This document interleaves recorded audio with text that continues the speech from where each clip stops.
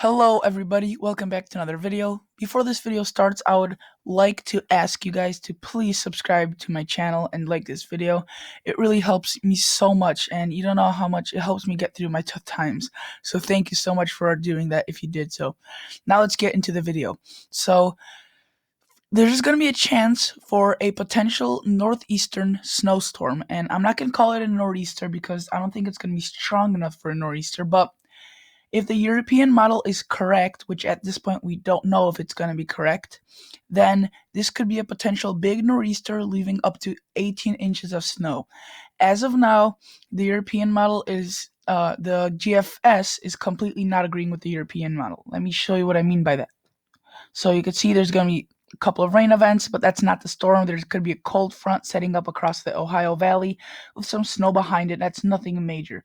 But the main event comes in right here, and see the GFS doesn't show much at all, but it's showing more than last model run. This was last model run. This is now, so it's getting closer and closer, and you could see that it produces out some snow, but nothing compared to what the to the Canadian, not the Canadian, the European model does. So we go to the European model, rain and snow.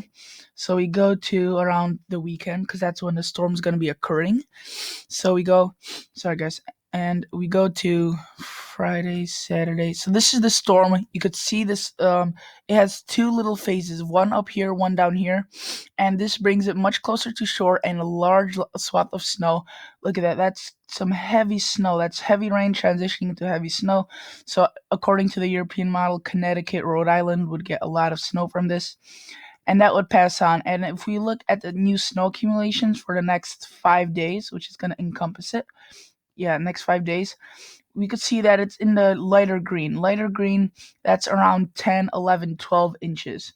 So that's much more than the GFS is showing. And if you're curious, the GFS is only showing a tad bit of snow, nothing much to speak of. Yeah, you could see possibly in some locations 4 inches, which is nothing compared to what the Canadian model, which is a CMC, points out. It says it says that a lot of the areas in Maryland, northwestern Maryland, would be getting quite a bit of snow. So this could be impactful. This would be around, again, 11, 12 inches. So two models versus one model, I'd rather trust the two models, especially since GFS model, when it comes to long range outlooks like this, or long range meaning 5 to 6 days, it's not necessarily that the best. So I'd rather go with the European and Canadian. So this is a possibility. This might not happen at all, but I do think that there is a big potential for a fairly large snowstorm. And if you really want to know the exact numbers, this is the Kuchera, which it takes in effect for the snowfall ratio: 10 to 1, 20 to 1, 30 to 1 if it's cold, but it won't be 30 to 1. It'll be somewhere close to 10 to 1. So you could see Maryland, Virginia here. Virginia would get the most according to this run, but again, this is bound to change. And again, we don't even know if this storm is going to happen. So Boston, in this case, would be getting around 5, 6 inches of snow. New York City, 7, 8 inches of snow. Washington, D.C., somewhere around 5 to 10. Big range, but guess what? That's where the rain snow line is going to be. So look at that: 6 inches, 4 inches here, several miles north, 8, 10 inches. So a big difference, and this could mean a lot. So this storm is going to be also tricky because there's going to be a rain snow line, and if this rain snow line moves a little bit further inland, then the snow band will shift a little bit further north. So areas like Albany will be getting more snow along with Syracuse. But if it stays closer to the shore, then areas like New York City, Boston, Philadelphia will be getting more snow from this system.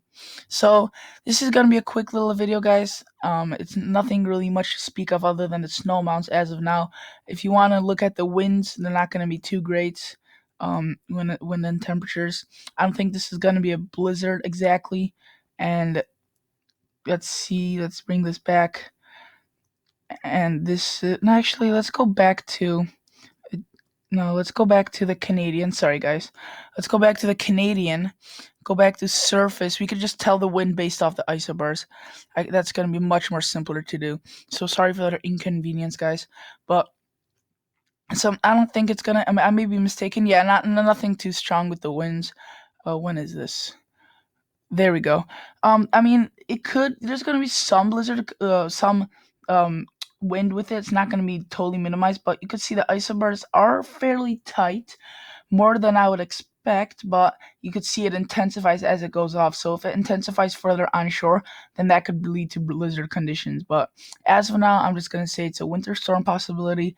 Please, guys, thank you for liking and subscribing to my channel. Thank you for viewing this video. And as always, see you guys in the next episode.